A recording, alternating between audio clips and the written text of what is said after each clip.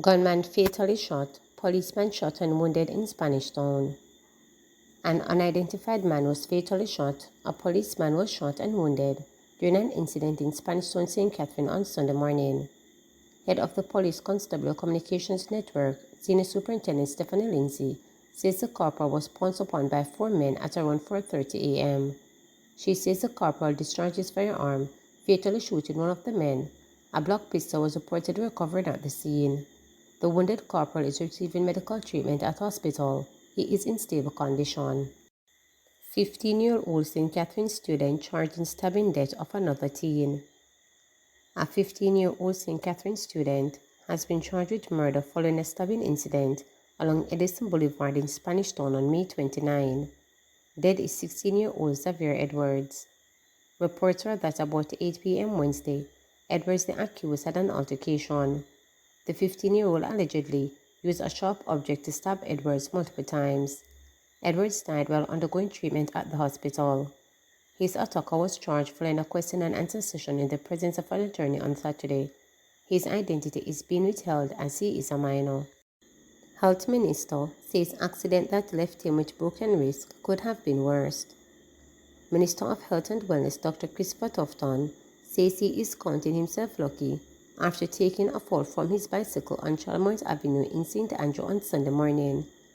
The minister made a post to Instagram in which he expressed gratitude to God and well-wishers who reached out after news of his accident broke. Tufton shared a photo of himself in the hospital bed with a bandage to the forehead, shaking hand with dancehall artist Valiant, who he confirmed was involved in the accident. Well, this Sunday wasn't planned.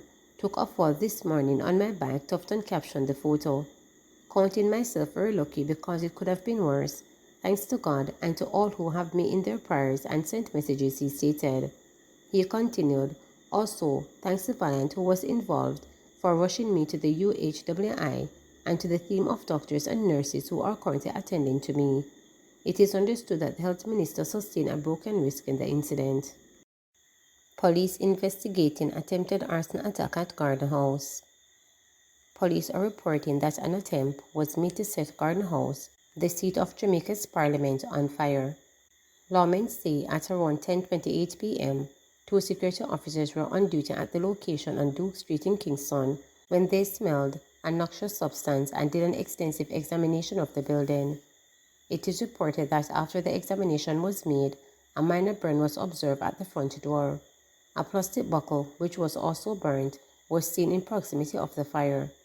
Police say CCTV camera shows a male pouring a substance on the building and thereafter running north along Dirk Street. The police stated that the minor blaze dissipated on its own. Information Minister Senator Dr. Dana Marsh-Dixon has condemned the incident. She said authorities are to meet with the police to discuss boosting security at the institution. Luckily, the door is fire resistant, and the police officers that were there on the compound did hear and did see from the security cameras what was happening, but by the time they got out, the suspect had ran off. The good thing is that the door was fire resistant, so there's not any major damage to Gordon House, thankfully. And I have spoken to both the speaker and the president, and they will be meeting with the police to look at security arrangements during the course of this week. In the meantime, the opposition People's National Party (PNP) has expressed deep concern regarding the incident. In a release, the PNP said the incident represents an attack on a symbol of the country's legislature and lawmaking, necessitating immediate attention from law enforcement authority. Spokesperson on information Nikisha Burrell called for a swift and comprehensive investigation to ascertain the motive behind the act. She also called for increased security at the government institution. We believe that we need to have an immediate investigation by the law enforcement authorities. There should be a swift and comprehensive investigation to ascertain the identity of the perpetrator or perpetrators behind this act, and we need to know the motive. Was this a one-off attack, or was this something coordinated for some motive that is not easily identifiable by the public. It is imperative that we know who would orchestrate such an attack on our parliamentary institution and bring them to justice quickly.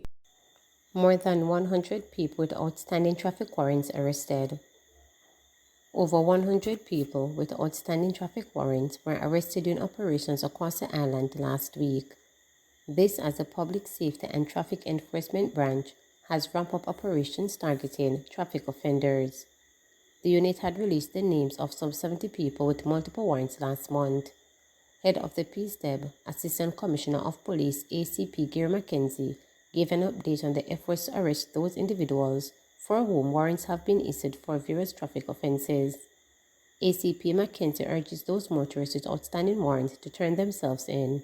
In recent weeks, we have promulgated a number of persons who we are searching for because the courts have issued warrants for their arrests. Some of these persons have been in hiding, to include those who have multiple warrants. One such person was an Ansel Thompson, who had 70 warrants outstanding at the time when we made the promulgation. Another 4 warrants were added. We carried out intensive search for him and others, resulting in over 100 persons being arrested on warrants, to include Mr. Ansel Thompson, who was arrested on 74 warrants and was taken to court. We continue to say to persons who are wanted that they should visit the Public Safety and Traffic Enforcement Branch headquarters at 16 Lower Ellison Road to arrange to go to court. Where we have to search for persons, they will be immediately arrested and placed into custody and taken to court at the soonest possible time. St. Elizabeth Police seized firearm, 3 men arrested. 3 men were arrested after the police seized a 9mm pistol during a vehicular checkpoint on the Pedro Plains Main Road in St. Elizabeth early Sunday morning. Reports from the St. Elizabeth Police are that about 1 a.m., the lawmen stopped a motor vehicle with 3 male occupants. During the search, a bag around one of the passengers' neck, the firearm was found. The man and the other occupants were arrested. Their identities are being withheld pending further investigation. State Minister tries Bunting for placing JCF neutrality in danger. State Minister of National Security Gillette Cuthbert-Flynn is criticizing opposition spokesman on national security Peter Bunting, claiming he has placed the neutrality of the security forces in grave danger. Cuthbert-Flynn's criticism follows comments made by Bunting over the past few weeks, where he lambasted of the Police High Command for initiating disciplinary proceedings against controversial Police Federation Chairman Ruan James. PNP President Mark Gordon last week wrote to National Security Minister Dr. Horace Strang and called for the Jamaica Constabulary Force disciplinary proceedings against James to be reconsidered. Can anyone remember an instance where an opposition spokesperson publicly lobbied the Police High Command regarding the discipline and promotion of specific officers? I'm trying to recall if this could really have taken place, Cuthbert-Flynn wrote on her social media platform X. The state minister stated that the posturing of Bunting and Golden is problematic and risks politicizing the JCF. I must highlight the grave danger of the neutrality of the JCF when political parties intervene in individual cases of discipline and promotion. This practice is problematic and signals that JCF members who have differences with the High Command can resort to political lobbying, Cuthbert-Flynn continued. She asserted that it would be pure evil to return Jamaica to a time when they were concerned about whether attempts were made to politicize the JCF.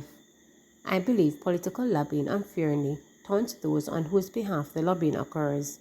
Such actions led to the politicizing of our police force, a troubling throwback to the dark days of the 90s. We must not allow this to happen again. It is pure evil to return to us there, Cuthbert-Flynn concluded. Fire warden clubs in schools to transform safety in Jamaica, stated McKenzie.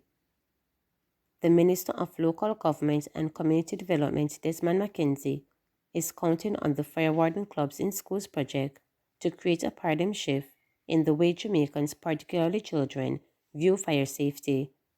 The project is a collaboration involving the Jamaica Fire Brigade and the Ministry of Education and Youth, MOE.